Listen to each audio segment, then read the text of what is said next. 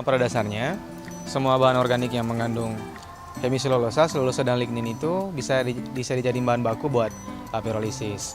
Kita ingin memanfaatkan yang lebih banyak mengandung ketiga senyawa itu. Biasanya yang lebih banyak mengandung ketiga senyawa itu adalah kulit durian dan kulit kakao, itu sangat banyak mengandung ketiga senyawa tersebut.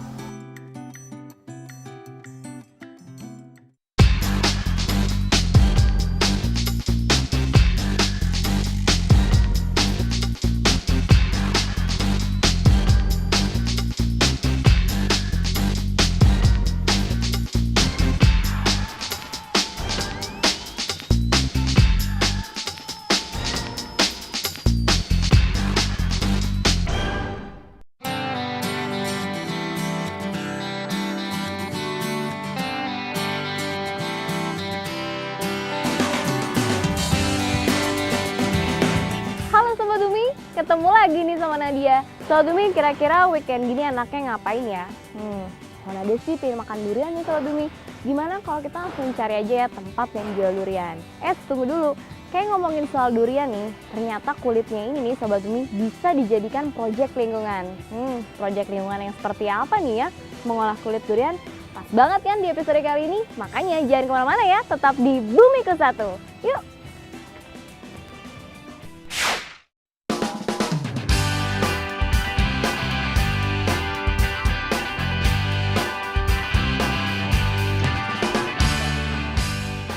Sobat Bumi, sang agen pelestari lingkungan pasti nggak betah banget kalau melihat sampah.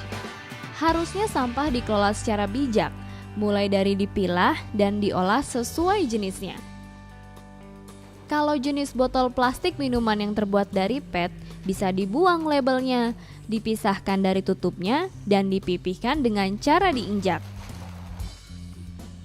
Untuk jenis kaleng, dipipihkan dengan alat pemipih. Kertas bekas dikumpulkan karena bisa dijual dan didaur ulang kembali. Sampah organik berupa sisa sayuran dan buah biasa dibuat pupuk kompos. Kalau sampah perkebunan seperti kulit durian dan kulit kakao atau coklat, sudah pernah mengolahnya belum? Makan durian dan coklat sih sering pastinya kan? Gak pernah kepikiran juga ya Sobat Bumi, kulit durian setelah makan paling hanya menumpuk dan menjadi sampah. Tekstur kulitnya yang tebal dan berduri tajam membuat kita enggan untuk mengolah sampah ini. Eits, beda halnya dengan yang dilakukan oleh Imam Hidayat, pemenang ajang BYII 2012.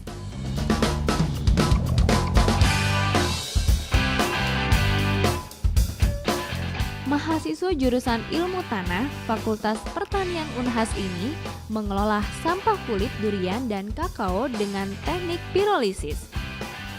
Wih, simak yuk prototipe dan rintisan proyeknya di episode kali ini.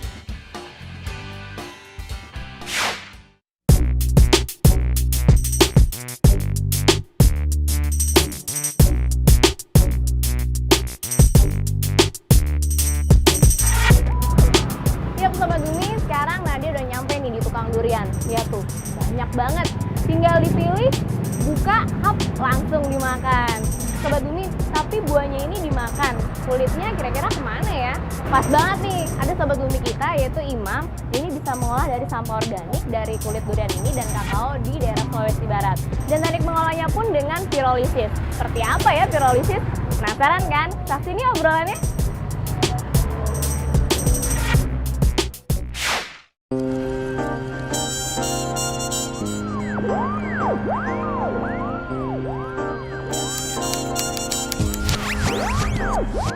Oke, pertama sih ide saya tentang pirolisis, di mana kita memanfaatin api buat ngolah limbah organik, buat menjadi arang sama asap cair. Jadi dengan api, dengan pembakaran tertutup, dengan sebuah reaktor yang didesain sendiri, kita bisa ubah limbah organik seperti kulit kakao, sama kulit durian, sama batu kelapa menjadi bahan-bahan yang ramah lingkungan, seperti itu. Sebenarnya ide ini udah lama. Ini kebetulan ibu saya pernah, aku kasihan juga sih lihat ibu pernah buat arang, terus asapnya itu ngepul-ngepul. Jadi arangnya jadi. Cuman asapnya ini yang ibu mesti berkelahi dulu dengan asap buat ngasilin arang. saya terinspirasi dari kejadian itu, jadi saya mau bantu orang-orang yang selama ini buat arang karena kesusahan oleh asap. Jadi saya mau nyari sebuah teknologi yang dimana arangnya jadi tapi asapnya nggak mengganggu fungsi pembuat arangnya, jadi seperti itu. Saya kebetulan setiap mau nyari ide, mau nyari misalnya saya kan juga aktif menulis. Saya biasanya kalau mau nyari ide itu ke toko buku. Di toko buku kan banyak buku kan ya. Kemarin aku pas mau ikut bayar itu, saya nggak niat buat arang itu sih.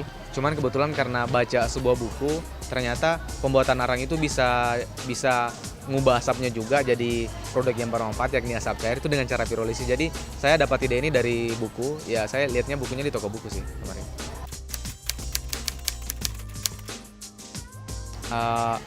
Pirolisis itu terdiri dari dua kata, yakni pyro sama lisis. Jadi pyro itu artinya api, lisis itu artinya penguraian. Jadi penguraian oleh api, sama mirip-mirip sama hidrolisis. Hidrolisis kan penguraian oleh air, sedangkan pirolisis ini penguraian dari api. Jadi dengan panasnya api yang harus dari yang sampai 500 derajat Celcius itu, bahan-bahan organik itu bisa terdekomposisi karena panasnya api. Jadi dengan api, bahan-bahan organik itu bisa terurai. Jadi kemarin yang bahan arang aktif ini, arang-arangnya itu berasal dari limbah kakao, di mana limbah kakao sama limbah durian ini oleh api itu dipisah menjadi arang dan menjadi asap cair. Yang pertama tentu yang sangat berperan itu ada beberapa teman-teman kampus yang selalu mendukung. Terus dari dosen juga yang menjadi pembimbing saya, walaupun pembimbing yang nggak terlalu resmi gitu, cuman dibimbing secara bebas saja. Terus yang pada saat pelaksanaannya itu saya sih dengan anggota kelompok banyak bekerja sama dengan tukang las yang untuk buat alat itu, terus sama petani kakao, sama pembuat arang yang di kampung itu. Kebetulan kemarin di Desa Baka-Baka, Kecamatan Wonomulyo, Kabupaten Pulau Mandar di Provinsi Sulawesi Barat. Kebetulan kemarin di Desa Baka-Baka itu, kebetulan para penduduknya itu banyak yang bekerja sebagai pembuat arang. Jadi ya arangnya dibuat secara manual saja, secara konvensional, di mana mereka membakarnya pakai drum bekas. Jadi arangnya jadi, cuman asapnya ngepul-ngepul. Jadi sekian banyaknya itu di desa itu kayaknya saya lihat kalau udah membakar jalannya udah bisa hampir ngepul-ngepul itu, jadi kayak berembun gitu. Terus kebetulan di Desa Baka-Baka itu banyak petani kakao juga, jadi saya lihat kayaknya udah sangat cocok nih buat membuat arang dari kulit kakao di Desa Baka-Baka.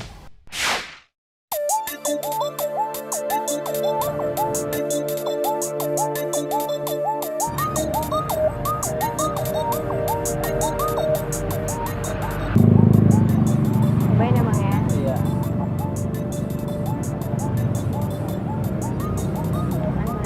Bisa minta kulitnya. Nah Sobat Umi, ini dia nih contoh kulit durian yang biasa diolahnya itu. Ternyata teknik pirolisis ini susah gampang ya Sobat Umi. Si Imam ini dengan prototipe alat pirolisis sederhana ini bakal nunjukin kita nih. Penasaran kan kayak gimana sih cara kerjanya? Langsung aja yuk saksiin di segmen Klik yang satu ini.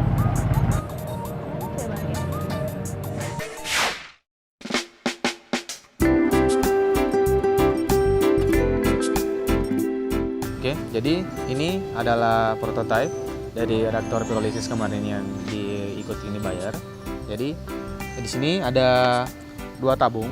Di sini adalah tabung pertama adalah tabung pembakaran. Terus yang ini adalah tabung destilasi. Jadi yang kulit kakao, kulit duren, sama batu kelapa itu dibakar di sini. Jadi pembakarannya dari sini kita pakai api, bisa pakai kompor juga. Di sini suhunya bisa sampai 200 sampai 400 derajat kemarin. Dan memang syarat untuk pirolisis itu harus di atas 200 derajat supaya bahan-bahan organik ini bisa terdekomposisi.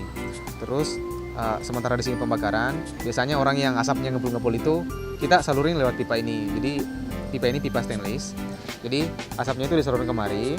Terus di sini ada pipa spiral. Jadi rencananya di sini adalah tabung destilasi. Jadi asap yang panas ini masuk ke sini. Dan di sini ada dipenuhi dengan air yang dingin. Kita kemarin pakai air es.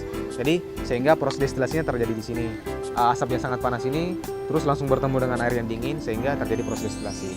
Jadi asapnya tadi yang gas itu bisa berubah menjadi cair. Jadi akhirnya asap cair terbentuk dan tadi bahan baku yang dari limbah organik itu menjadi arang. Jadi ada 2 produk dari pirolisis ini. Yang pertama adalah arang, terus yang kedua adalah asap cair.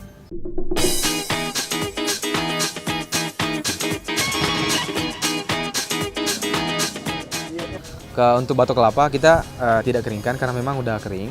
Tapi untuk kulit durian sama kulit kakao itu dia harus dikeringkan dulu. Pas sudah dikeringkan, itu kita dipotong kecil-kecil supaya di sini nggak ada ruang yang tersisa. Jadi dia bisa rapat. Selain itu dia menambah kapasitas untuk pembakaran juga. Jadi perlakuannya itu hanya dikeringkan ya sekitar 2-3 hari dengan panas terik. Terus dipotong kecil-kecil supaya ruangan di sini agak padat pada saat pembakaran.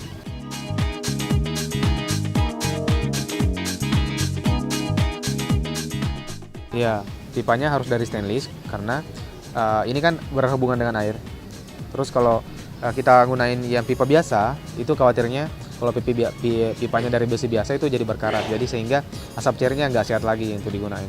Dia jadi gara-gara korosi dia bisa menjadi racun sendiri gara-gara karat itu.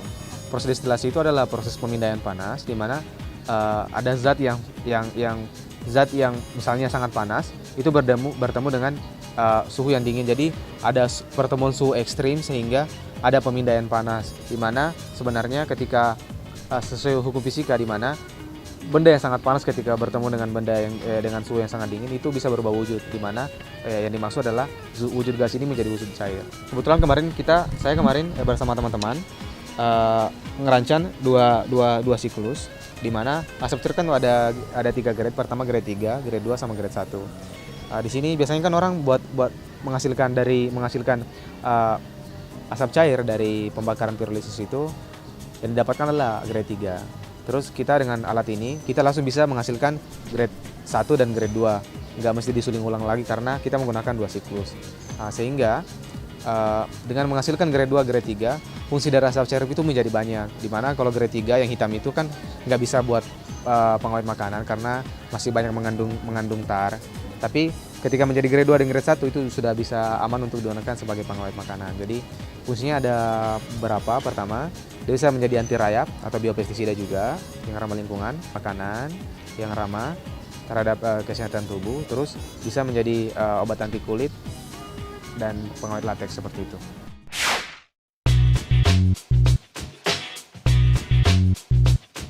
Sobat Bumi, saatnya info tentang kulit durian ya.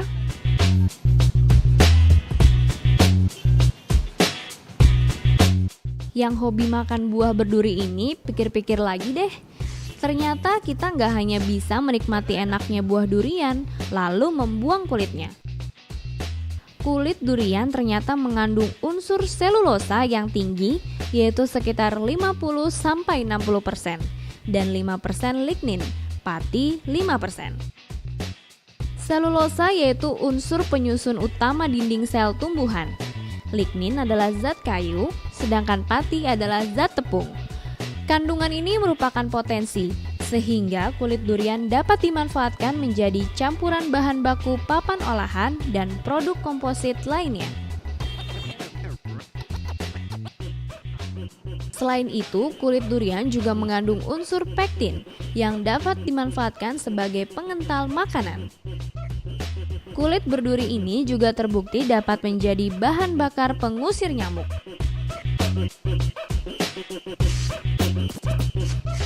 Eits, masih ada lagi nih kegunaan durian, yaitu untuk sumber listrik. Kandungan yang bisa menghasilkan listrik dari durian yaitu natrium, kalium, dan magnesium. Oke, sekarang info tentang kulit kakao ya. Sobat Bumi, ternyata limbah kulit kakao sudah banyak yang memanfaatkan, yaitu untuk pakan ternak karena mengandung protein dan serat yang tinggi. Ada lagi nih info menariknya. Ternyata Dieni Mansur, peneliti dari LIPI, telah berhasil memproduksi bahan kimia pembuat plastik dari kakao melalui proses slow pyrolysis. Memang limbah kulit kakao ini lebih besar jumlahnya bila dibandingkan dengan biji kakao yang dimanfaatkan. Setiap 1 ton biji kakao yang dimanfaatkan, terdapat 10 ton limbah kulit kakao. Ayo, Sobat Bumi jadi terinspirasi nggak? Pilih-pilih limbah, teliti, dan olah.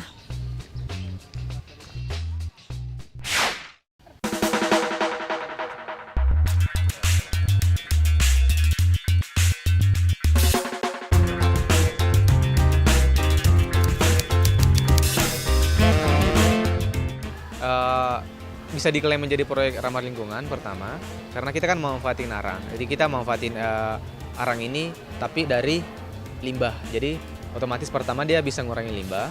Kedua bisa ngurangin asap yang menjadi polusi udara juga. Terus produknya itu kan bisa menjadi energi terbarukan juga. Jadi bisa pengganti bahan bakar. Terus yang berikutnya asap cairnya ini nih yang selain arang itu bisa menjadi biopestisida yang ramah lingkungan. Obat kulit yang ramah lingkungan, terus bisa menjadi pengganti formalin yang jauh lebih alami dibanding formalin yang membahayakan tubuh manusia, jadi seperti itu.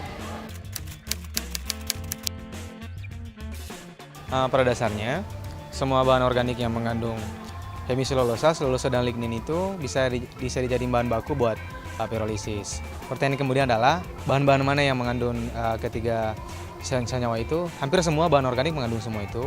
Cuman pertanyaannya kemudian adalah kita ingin memanfaatkan yang lebih banyak mengandung 3 senyawa itu. Biasanya yang lebih banyak mengandung ketiga senyawa itu adalah bahan-bahan yang agak keras seperti batok kelapa, kulit, dan kayu-kayuan. Jadi sehingga kulit durian dan kulit kakao itu sangat banyak mengandung ketiga senyawa tersebut.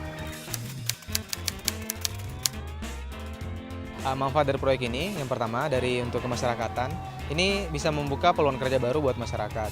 Misalnya arang itu bisa menjadi peluang kerja buat para produsen arang. Terus untuk petani kakao atau petani durian itu bisa menjadi penghasilan terbaru buat mereka, di mana mereka bisa mengolah limbah yang selama yang tidak dimanfaatkan oleh mereka menjadi produk yang bermanfaat seperti arang atau asap cair. Selain itu, masyarakat yang bekerja sebagai peternak kambing pun bisa memanfaatkan asap cair ini sebagai obat kulit untuk ternak yang biasanya kulitnya rontok, itu bisa menjadi bahan-bahan untuk obat kulit bagi ternak mereka yang sakit. Dari lingkungan ya sebenarnya sangat banyak. Pertama, karena kita berbasis limbah sehingga kita pertama bisa mengurangi jumlah limbah yang diproduksi dari pertanian karena kita memanfaatkan limbah organik. Kita bisa juga mengurangi polusi oleh asap pembakaran dari pembuatan arang yang sangat ini marak digunakan oleh masyarakat, jadi pembakaran secara konvensional yang menghasilkan asap-asap yang sangat mencemari lingkungan. Terus kita juga bisa meminimalisir penggunaan kimia sintetik, misalnya untuk pestisida sintetik kita bisa minimalisir dengan menggunakan asap cair sebagai biopestisida. Seperti itu.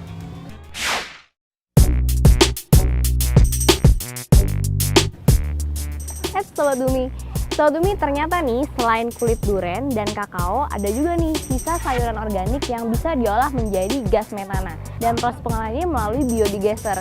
Kira-kira di mana ya proses ini berlangsung? Penasaran? Simak yuk segmen berita lingkungan yang satu ini.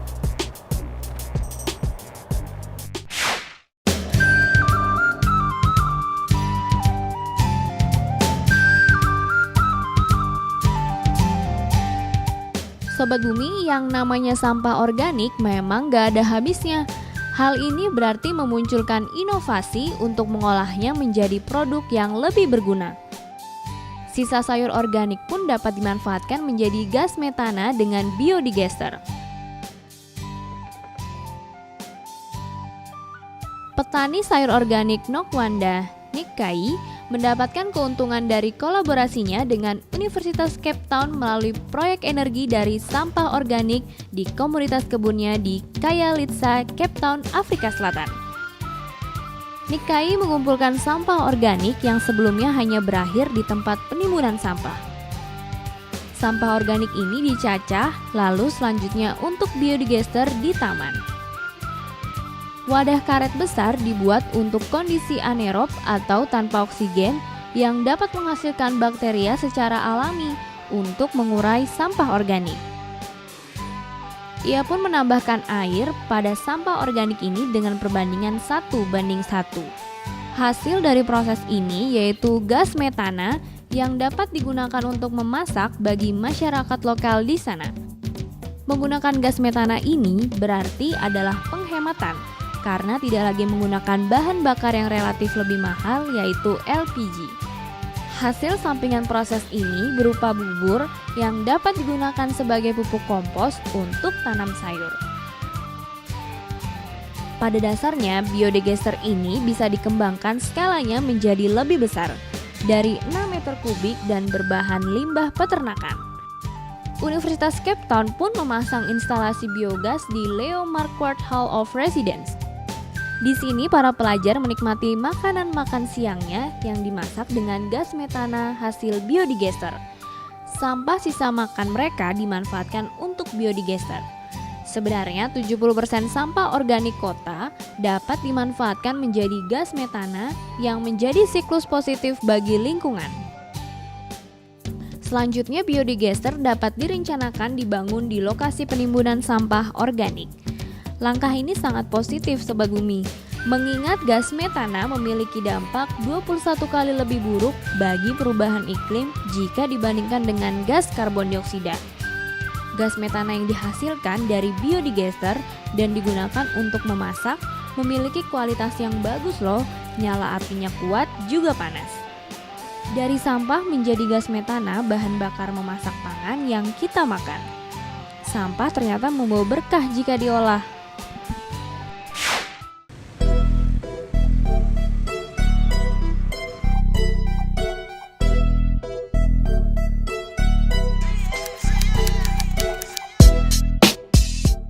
Tujuan besar pertama adalah saya ingin memanfaatkan limbah yang selama ini mencemari lingkungan, yang sangat merusak estetika beberapa kota bahkan desa, untuk dimanfaatkan sebagai produk yang sangat bermanfaat, sehingga kita mendapatkan aspek keuntungan dan kita juga bisa melestarikan lingkungan, sehingga yang selama ini kita dengung-dengungkan green economy itu bisa terlaksana. Walaupun saya sebagai mahasiswa misalnya ini skala yang sangat kecil, namun untuk pencapaian green economy secara meluas kita bisa mulai dari mahasiswa seperti saya yang secara bottom up.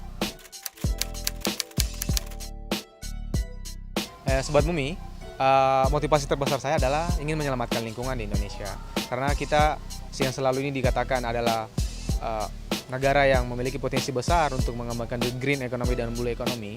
Jadi saya ingin membuat itu menjadi nyata, walaupun masih dalam skala kecil, tapi saya berharap akan ada imam-imam yang lain atau para environmentalis lain, baik dari kampus manapun, yang bisa mendukung green dan blue economy ini. Jadi semangat saya adalah ingin melihat Indonesia bisa menerapkan green dan blue economy untuk Indonesia yang jauh lebih baik.